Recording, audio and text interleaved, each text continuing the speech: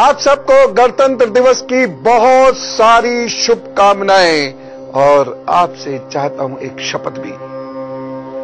अपने देश आप ही मजबूत बनाएं। खुद को इतना बलि कीजिए कि आप दूसरों के काम आ सकें, अपने राष्ट्र को बलि कर सकें। देश से प्यार कीजिए क्योंकि यह है तो हम हैं। याद रखिएगा मेरी ये बात। मुझे आज आपसे एक बहुत खास बात करनी है, बच्चों के बारे में खास तौर से। वैसे बच्चों की क्या है तो बड़ों की भी समस्या है। बच्चों में खास तौर से ये जिद दिन ब दिन बढ़ती चली जा रही है। मेरी सलाह है बच्चे की जिद को बहुत गंभीरता से लेना चाहिए, क्योंकि उसकी जिद उसके जीवन और उसके स्वास्थ्य पर गंभीर असर डाल सकती है। अतः इसे हल्के से बिल्कुल मत लीजिए। अब मैं आपको कुछ पैरामीटर्स दे रहा हूं, उसको सुनिए और समझ लीजिए। हाथ पर तो दिखाऊंगा ही, लेकिन इन चीजों को सुनकर समझ लीजिए कि आपके बच्चे में कहीं ये बात है तो नहीं, और है तो उपायों को गंभीरता से करना होगा और हो सकता है कई बरस तक करना पड़े। पहली चीज, क्या बच्चा आपके द्वारा कही हुई हर बात को झुटला देता है या नहीं मानता? आप उससे कहते हैं बेटे पानी ले आओ, टाइम नहीं मेरे पास, करना पड़े। पहली चीज, क्या बच्चा आपके द्वारा कही हुई हर बात को झुटला देता है या नहीं मानता? आप उससे कहते हैं बेटे पानी ले आओ, टाइम नहीं मेरे पास।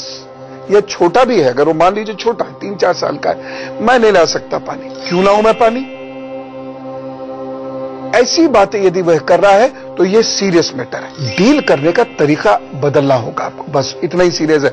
ऐसा नहीं कि अब आप हाथ पैर फुला के बैठ जाए। दूसरी चीज, क्या वे आपके द्वारा दी गई खाने की चीजों को मना करके अपनी पसंद की चीजों को ही खाना चाहता है? तीसरी बात, किसी भी चीज के मना करने पर वह रोता है, चीखता है, चिल्लाता है? अक्सर ऐसा होता है, भाई बच्चे ने कुछ मांगा वो नहीं है, आपने कह दिया नहीं हो पाएगा तो बस लगे चीखने चिल्लाने। यदि ऐसा करता है मामला गंभीर है।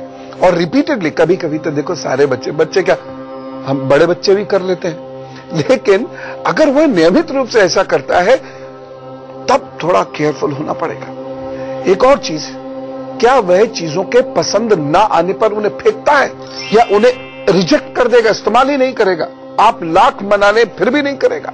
ये अच्छी आदत नहीं। और जो बड़े बच्चे जिनमें यह है, जो मुझे सुन रहे हैं, अगर उनके अंदर भी यह आदत है तो आपको बहुत केयरफुल होना पड़ेगा, क्योंकि ये कोई साधारण समस्या नहीं है, आगे जाकर नुकसान देने वाली बात है। मैं एक एक चीज को बहुत तफसील से आपको बताऊंगा, बारीकी से आज समझिए। मैं लगातार आपको पेरेंटिंग की बात बताता हूं और आगे भी बताता रहूंगा। उसको समझिए, लाभ उठाइए इन शास्त्रीय चीजों का, शास्त्रीय ज्ञान का। लेकिन अभी तो मुझे बताना है आपको मेष, वृषभ, मिथुन और कर्क का हाल, और फिक्र नहीं क्योंकि उपाय हैं। मेष राशि, आज आपका धन खर्च हो सकता है, ज्यादा हो सकता है और व्यर्थ में भी खर्च हो सकता है। यात्रा भी व्यर्थ हो सकती है। एक सावधानी बरतनी जरूरी है। निवेश मत कीजिएगा और वाहनों से थोड़ा सा सावधान रहिएगा। उपाय क्या करना है? पानी वाला जटा वाला नारियल मंदिर में भेंट कीजिए, फिर अपने काम पर चलिए, प्रभु सब ठीक कर देंगे। वृषभ राशि, आज आपके द्वारा किए गए कार्यों से लाभ होगा तथा बड़े भाई बहनों का सहयोग भी मिलेगा। एक सावधानी जरूरी है, धैर्य मत खोइएगा। और उपाय, किसी गरीब व्यक्ति को हल्दी दान कीजिए। मिथुन राशि, कार्यस्थल पर सम्मान की वृद्धि और सफलता के योग बने हुए हैं। आगे बढ़िए, काम कीजिए, कुछ लोग आपकी प्रशंसा करेंगे। सावधानी, दूर के रिश्तेदार या मित्र से सजग रहे, वह आपकी निंदा कर सकता है। उपाय क्या करना है? रसीले फलों का सेवन करिए और कराइए, प्रभु सब ठीक कर देंगे। कर्क राशि, मन में थोड़ी सी बेचैनी, व्याकुलता रहेगी। भविष्य को लेकर सोचेंगे, चिंतन करेंगे, किसी शंका से ग्रसित हो सकते हैं। कोई बात नहीं, एक सावधानी रखिएगा। इस दिन सरकारी नियमों को बखूबी निभाइएगा। और उपाय क्या करना है? गरीबों को सरसों का तेल का दान कर दीजिए सुबह सुबह। बॉस, फिर काम पर चलिए, प्रभु सब ठीक कर देंगे। अब मैंने आपको कुछ लक्षण बता दिए, आपने चेक कर लिए होंगे।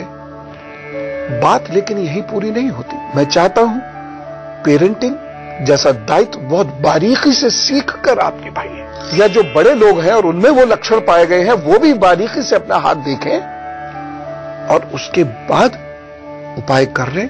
देखिए, अगर असामान्य जिद है तो ये एक मानसिक परेशानी है।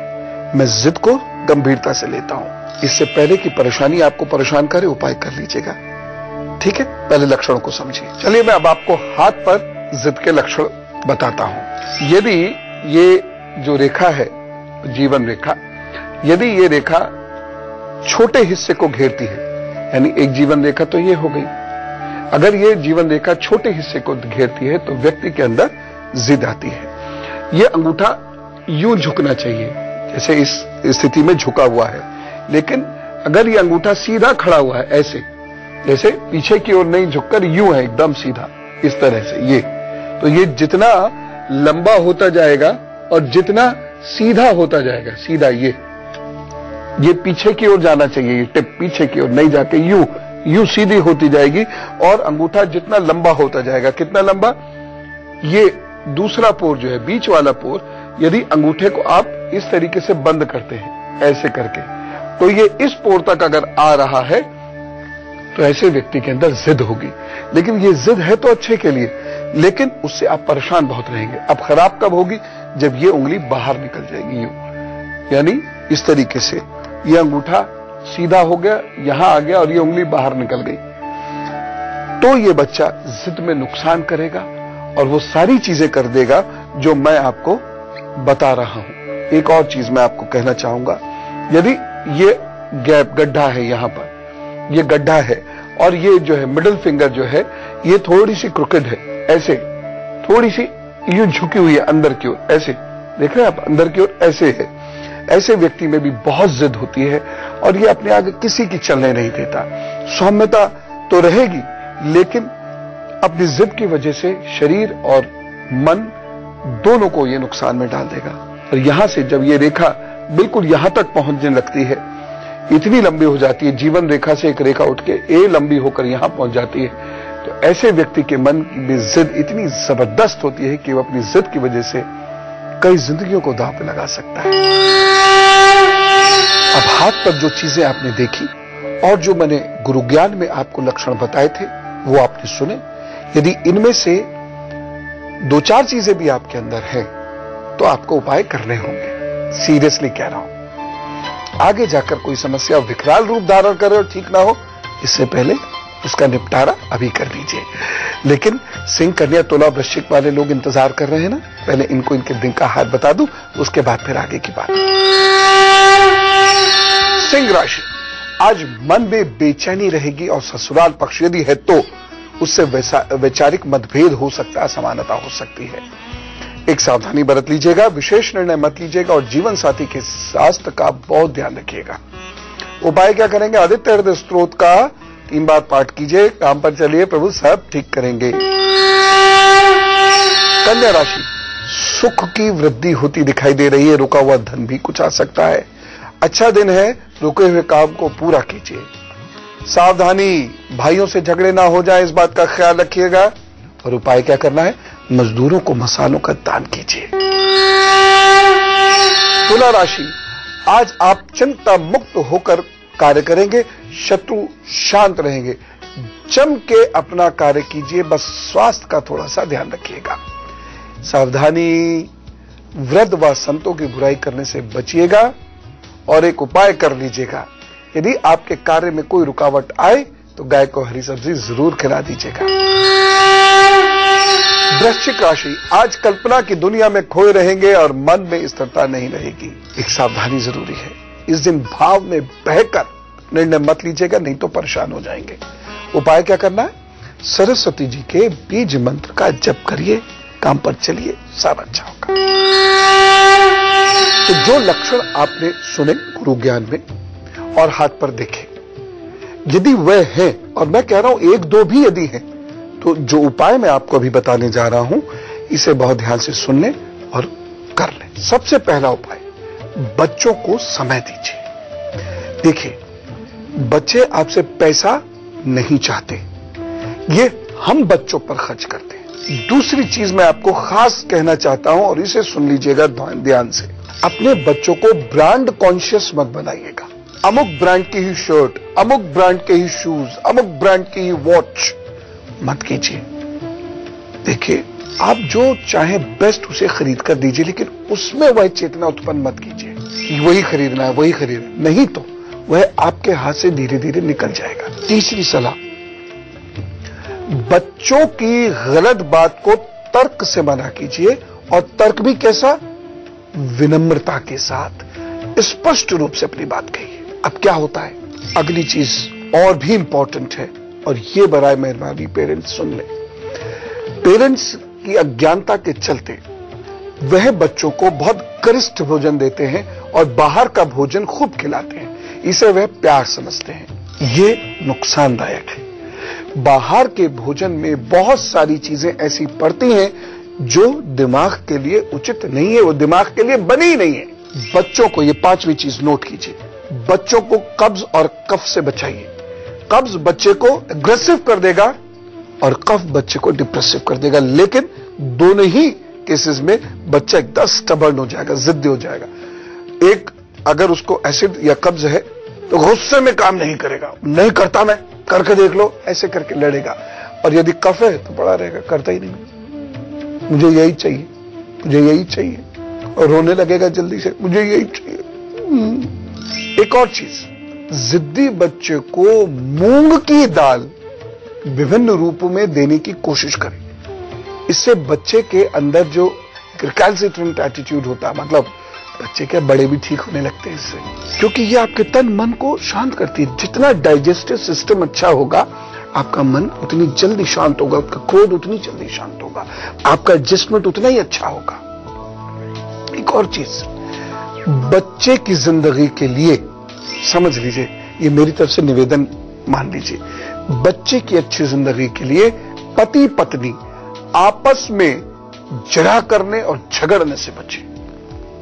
आप आपस में छोटी छोटी बातों पर लड़ेंगे, बच्चा बहुत शार्प होता है, वो हर चीज को समझकर दिमाग में बिठा लेता है और वैसे ही व्यवहार करता है। बुरा ना मानिएगा, मैं एक बात कहना चाहता हूं, घर में उस मां की इज्जत बच्चों के द्वारा कम हो जाती है जिस मां को उसका पति यानी बच्चों का पिता बच्चों के सामने डांटता है, छोटी छोटी सी बात पर। अगली बात, खास बात सुनिए, यदि आप जिद्दी बच्चे को जन्म नहीं देना चाहते तो संतानोत्पत्ति का प्रयास कृष्ण पक्ष की चतुर्दशी से लेकर शुक्ल पक्ष की प्रतिपदा तक नहीं कीजिएगा। मेरी इस बात को बहुत गहराई से समझ लीजिए, बस मैं कह रहा हूं तो कह रहा हूं बस, ठीक है। अगली बात, गर्भावस्था के दौरान हल्का भोजन लें, और एक बात, आवश्यकता से अधिक प्रोटीन्स नहीं लें। बेहद खुश रहें, घर के काम खुशी खुशी करें और टहले अवश्य। आने वाला बच्चा सौम्य होगा। और यदि आपको दुख हुआ या गुस्सा आया, और ये बाकी लोगों की भी जिम्मेदारी है कि गर्भवती महिला खुश रहे, तो उस वक्त आपको बार बार गुस्सा आ रहा है, तो फिर बच्चा भी गुस्से वाला होगा। मैं बच्चे की जिद के बारे में कुछ खास चीजें और बताने वाला हूं गुरु मंत्र में अभी, लेकिन धनु, मकर, कुंभ और मीन राशि वाले लोग इंतजार कर रहे हैं। पहले उनको बता दूं कि दिन कैसे गुजारना है, उसके बाद ये बाकी की विद्या बताऊंगा।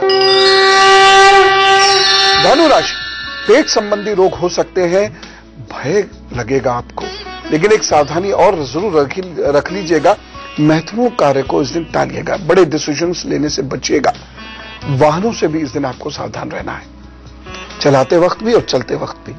उपाय क्या करना है, चीनी का दान कर दीजिएगा किसी गरीब व्यक्ति को, खासतौर से गरीब लेडी को। मकर राशि, जोश के साथ कार्य को आगे बढ़ाइए, इस दिन कार्य आगे बढ़ेंगे, दिन अच्छा है, मित्रों का सहयोग मिलेगा, बस एक सावधानी जरूरी है, शत्रुओं से अलर्ट रहें। उपाय क्या करने हैं, अनुलोम विलोम कीजिए, काम पर चलिए, सब ठीक। कुंभ राशि, आज गर्दन और गले में कष्ट महसूस कर सकते हैं, धन का अभाव आ सकता है, अलर्ट रहें। बस एक सावधानी, मौन रहेंगे तो अच्छा रहेगा और हो सके तो धन का निवेश मत कीजिएगा। उपाय क्या करना है? जरूरतमंद को चावलों का दान कर दें, सब अच्छा होगा। मीन राशि, आज भाग्य आपका साथ दे रहा है, विचार सफल हो सकते हैं। आप सोचिए आज, और सफलता के योग आपके बने कुछ अच्छा काम शुरू करने पर। सावधानी, सेवक हैं जो आपके अनुचर हैं, आपके सबॉर्डिनेट्स हैं, उन पर तंज मत कसिएगा, उनकी निंदा मत कीजिएगा। उपाय क्या करना है? हल्दी का तिलक लगाइए। आपके यदि गुरुजी हैं तो गुरुजी को, अन्यथा गणेश जी को प्रणाम कीजिए और काम पर चल दीजिए।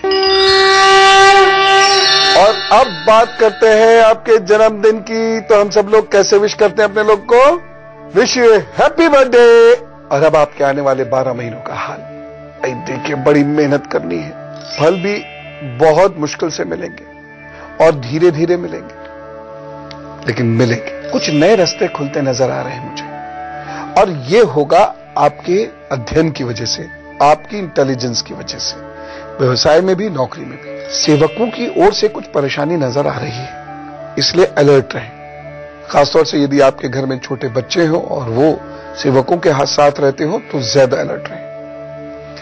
शरीर में दर्द के प्रति सावधान रहना होगा। मार्च, जून, अगस्त ये अच्छे महीने हैं, सफलता प्रसन्नता मिलेगी। इस पूरे वर्ष जो उपाय आपको करने हैं, शनिवार को मजदूरों को भोजन जरूर कराइए, नीले रंग का अधिकाधिक प्रयोग कीजिए, सरसों के तेल का दान शनिवार को और मंगल को कर दिया कीजिए। चलिए सुख दुख बांटते हैं। यदि आपको कुछ पूछ रहे हैं, शनिवार को मजदूरों को भोजन जरूर कराइए, नीले रंग का अधिकाधिक प्रयोग कीजिए, सरसों के तेल का दान शनिवार को और मंगल को कर दिया कीजिए। चलिए सुख दुख बांटते हैं। यदि आपको कुछ पूछना हो तो ये ईमेल आईडी याद रखिएगा, goodluckguru@itvnews.com। बहुत थोड़े से शब्दों में, सिर्फ जो समस्या है 2 लाइन में, बस वही लिख दीजिएगा, और कुछ नहीं जरूरत है। कोई डेट ऑफ बर्थ वगैरह नहीं चाहिए, कोई डिटेलिंग नहीं चाहिए, बस नाम और फोन नंबर जरूर दे दीजिएगा जिससे आपसे बात हो सके। बाकी तो प्रभु सब ठीक करेंगे। ओ, अभिनव जी हमारे साथ जबलपुर से। राम राम अभिनव जी। राम राम जी। गुरुजी, मेरा नाम अभिनव है। हाँ, मेरा डेट ऑफ बर्थ है 19/4/85। हाँ, प्लेस ऑफ बर्थ है जबलपुर। हाँ, टाइम है 1:13 मॉर्निंग में। ठीक है। आपको डिप्रेशन रहता है बेटे? हाँ। बता बेटा। मैं ये अपने इष्ट और मुख्य ग्रह जानना चाह रहा था। गुड। आपके मुख्य ग्रह है शनि जी। उसके लिए आपको थोड़ा सा प्रयत्न करना पड़ेगा, क्योंकि वह बहुत मजबूत स्थिति में नहीं है। एक तो यह है बेटे कि डिसीजन केवल अपनी मर्जी से नहीं लीजिएगा, सलाह मशवरा करके ही डिसीजन लिया कीजिएगा, और उस सलाह मशवरा को माना कीजिएगा, पहली चीज। क्योंकि आपको आपके लिए लिए गए कोई भी डिसीजन सही नहीं रहेंगे, नुकसान होगा उससे। दूसरी चीज, मुख्य ग्रह को मजबूत करने के लिए एक लोहे का छल्ला अपनी मध्यमा में शनिवार को जरूर पहन लीजिएगा। हाथ कोई भी हो सकता है, मध्यमा मीन्स मिडिल फिंगर। और अब गुरु मंत्र में एक खास बात यह देखना जरूरी है कि जो बच्चे जिद्दी हैं उनके अंदर क्रोध रहता है या आंसू अधिक रहते हैं या तर्क अधिक रहता है, क्योंकि यहीं से आपकी दिशा तय होती है। अब यह कैसे तय हो जाती है? यदि आपकी संतान कुछ विशेष वस्तुओं को लेकर बहुत जिद करती है और क्रोध में बिफरी पड़ती है, तो आने वाले जीवन में उस संतान का स्वास्थ्य और रिश्ते बहुत खराब रहेंगे। सीधी सी बात है। राहु मंगल, खासकर रक्त, शुगर, लिवर, हृदय और मस्तिष्क संबंधी परेशानियां उसे हो सकती हैं। जो बच्चे बात पूरी ना होने पर या उनका आग्रह ना मानने पर जिद करते करते आंसू टपकाना शुरू कर देते हैं या मुंह छिपाकर एकांत में चले जाते हैं और आपसे कहते हैं दूर हो जाओ मुझसे, मुझे नहीं बात करनी, रोते जाएंगे और ऐसा कहते जाएंगे, उनमें बहुत ध्यान से चलने की आज जरूरत है। ऐसे बच्चों के भविष्य में मानसिक रूप से कमजोर होने का डर रहता है। यदि आपके बच्चे को जिद है तो आप यह भी देखिएगा कि उसे कब्ज और पित्त तो नहीं रहता, और 1000 बातों की एक बात, जो माता पिता बहुत गुस्से वाले होते हैं और आपसी मतभेदों को बच्चों के सामने उजागर करते हैं, या जो माता पिता ईर्ष्यालु तबीयत के होते हैं, या जो माता पिता अति गरिष्ठ भोजन करने वाले होते हैं, या जिन माता पिताओं में अहम यानी ईगोज बहुत रहता है, लालच बहुत रहता है,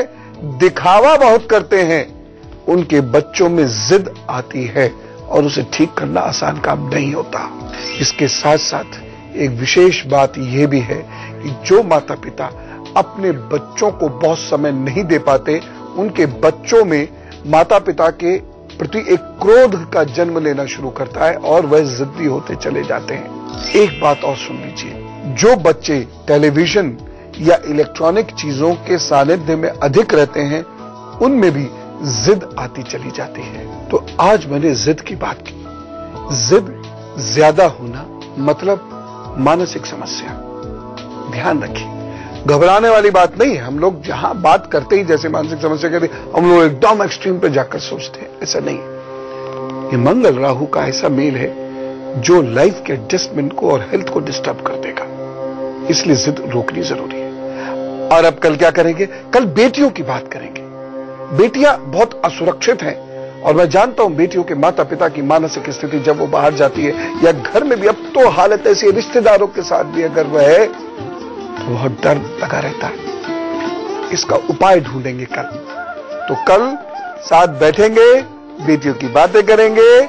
अभी आप फिर बहुत खुश रहिए, खुश रहिए, खुश रहिए। मैं चलूं? राम राम, नमस्कार।